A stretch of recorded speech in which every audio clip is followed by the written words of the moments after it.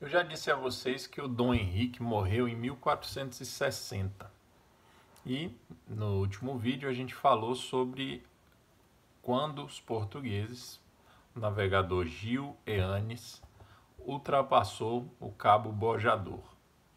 Então, isso foi em 1434. Então, desse ponto marcante até a morte do Dom Henrique, a gente tem aproximadamente 25 anos.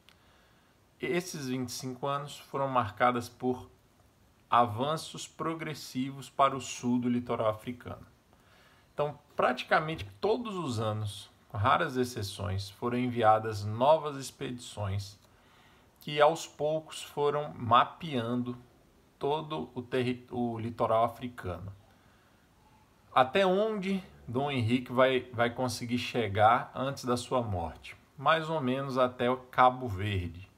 Então, se você olhar o mapa da África, do litoral africano, você vai ver que tem um cabo abaixo do Cabo Bojador, chamado Cabo Verde, e que mais ou menos na altura desse cabo, um pouquinho para o oeste, você vai encontrar um conjunto de ilhas, são as ilhas de Cabo Verde.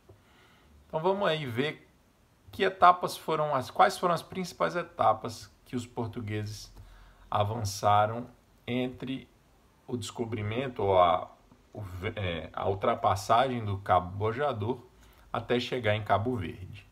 Então, em 1435, no ano seguinte a passagem do Bojador, o próprio Gil Eanes vai fazer uma nova expedição, vai ser acompanhado por um outro navegador chamado Afonso Baldaia, que era copeiro do rei, do Dom Henrique.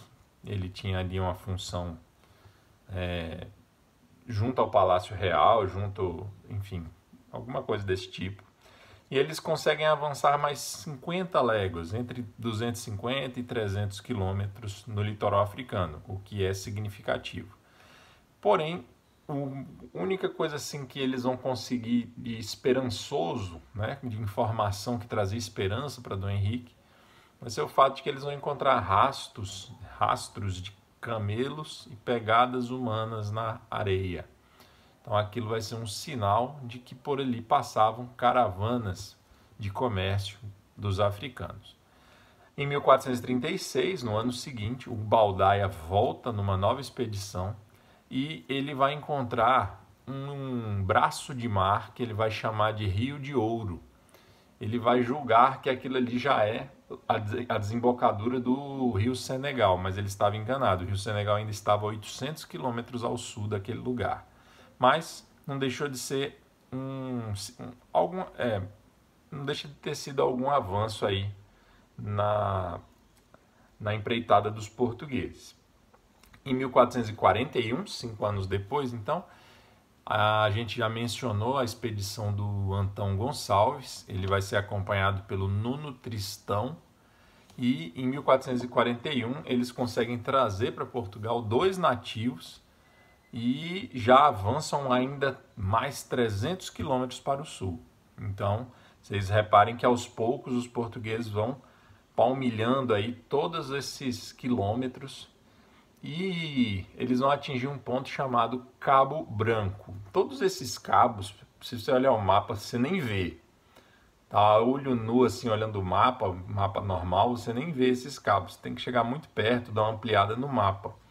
Apesar de terem sido obstáculos complicados de serem ultrapassados, parecem pouca coisa comparados, por exemplo, com o Cabo das Tormentas, que ele fica lá no sul da África, tá? Mas foram avanços importantes. Então atinge em 1441 o Cabo Branco. 3 anos depois, o próprio Gil Eanes vai novamente numa expedição. E essa vai ser a expedição economicamente mais marcante até aqui. Ele vai conseguir negociar e trazer para Portugal 200 escravos africanos.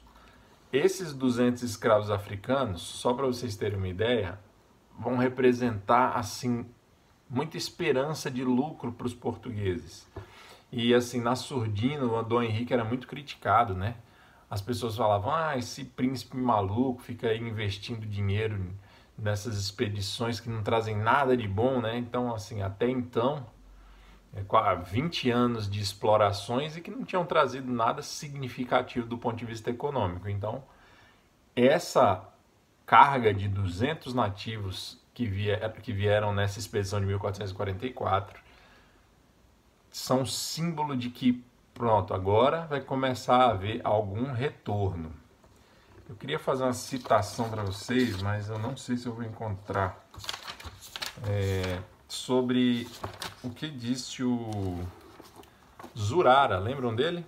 Aquele escrivão do reino que substituiu o Fernão Lopes. Deixa eu ver se eu encontro aqui. Tá. Vejam o que ele disse sobre essa carga de nativos que foi trazida para Portugal.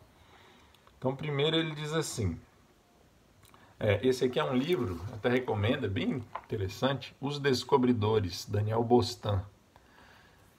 E aqui ele cita o que o Zurara disse sobre essa carga de escravos. Então, ele diz assim, o relato de Zurara, testemunha ocular deste primeiro episódio europeu do comércio escravista africano, foi um doloroso vislumbre das misérias que se seguiram. E aí diz o Zurara, entre aspas, mães apertavam os outros filhos nos braços e lançavam-se com eles de bruços, recebendo feridas com pouca piedade de suas carnes, por lhes não serem tirados. Mas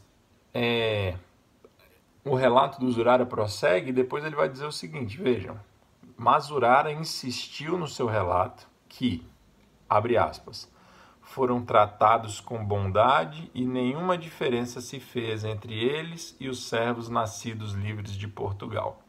Foram-lhes ensinados ofícios, acrescenta isso, foram convertidos ao cristianismo e, com o tempo, casaram com portugueses.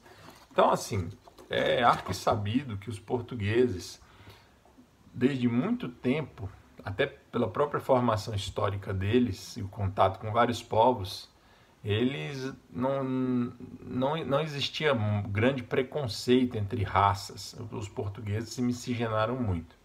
E aí esse relato do Zurara, que não há por que duvidar dele, falando de que, apesar de um choque inicial, com o tempo, houve uma integração desses nativos africanos na sociedade lusa. Obviamente pode-se discutir isso, aqui é apenas uma maneira de ver. Bem, o que mais? Em 1445, um novo navegador, Diniz Dias, chega próximo do Cabo Verde, chega a ultrapassar um pouquinho o cabo, precisamente, não as ilhas, o Cabo Verde no litoral africano. Essa região dá início a uma nova paisagem no litoral africano. Até ali, eles tinham, desde o Cabo Não, até ali mais ou menos pouco antes do Cabo Verde, eles vão ter uma região tórrida, árida, sem presença humana praticamente. Mas a partir do Cabo Verde, a esperança redobra, aumenta. Por quê? Porque é o início de uma área mais bela, mais agradável, com mais movimento de pessoas e com mais possibilidades de comércio. Tanto é que a partir deste ano, 1445, o comércio dos portugueses com os africanos vai ser da ordem de 25 caravelas anuais carregadas. Então os portugueses levavam 25 caravelas por ano carregadas de mercadorias e faziam negócios com os africanos ali, retornavam com as caravelas cheias de mercadorias também. Muitas vezes, boa parte dessa mercadoria era de escravos que eles adquiriam aos africanos, junto aos africanos. Aí vamos dar um salto, vamos para 1457, 12 anos depois. Aí aparece um navegador veneziano que estava trabalhando para o Dom Henrique, a serviço do Dom Henrique, chamado Cadamosto. O Cadamosto, ele vai encontrar e explorar as ilhas do litoral próximo ao Cabo Verde, as ilhas de Cabo Verde. E ele também vai finalmente atingir o rio Senegal e o rio Zâmbia. Esses dois rios que eram assim, um objetivo muito almejado por Dom Henrique, já que desde a época da conquista de Ceuta ele tinha notícia de que ali era uma região de muitas riquezas. o Cadamosto vai conseguir avançar mais ou menos 100 quilômetros para dentro do território africano, navegando o rio Senegal. Isso em 1457. E por fim, em 1460, a morte de Dom Henrique, que provavelmente morreu muito satisfeito, porque se a primeira metade de todo o período de exploração, vamos dizer que entre 1415 e 60, né, são 45 anos. Nesses 45 anos, a gente pode dizer que metade desse tempo foi de muita dureza, muita dificuldade, avanços cada vez mais muito complicados. E a segunda metade desse período aí, mais ou menos desde quando ele ultrapassa o Bojador até o fim de sua vida, vai ser de progressos maiores e conquistas econômicas para Portugal, tá? Então, assim, podemos dividir em duas partes. A primeira metade da vida dele, mais trabalhosa, a primeira metade, né, dessas expedições mais trabalhosas, a segunda metade já mais frutuosas, com mais resultado, tá certo? E aí, a gente cobriu aí esse período da história de Portugal. Obviamente não acabou ainda o período dos descobrimentos, das grandes navegações portuguesas. A principal etapa ainda está por vir, mas a primeira etapa, que foi marcada pela figura do Dom Henrique, a gente encerra aqui agora. E depois agora nos próximos vídeos, a gente parte para ver como é que ficaram os descobrimentos após a morte do Dom Henrique. Beleza? Um abraço.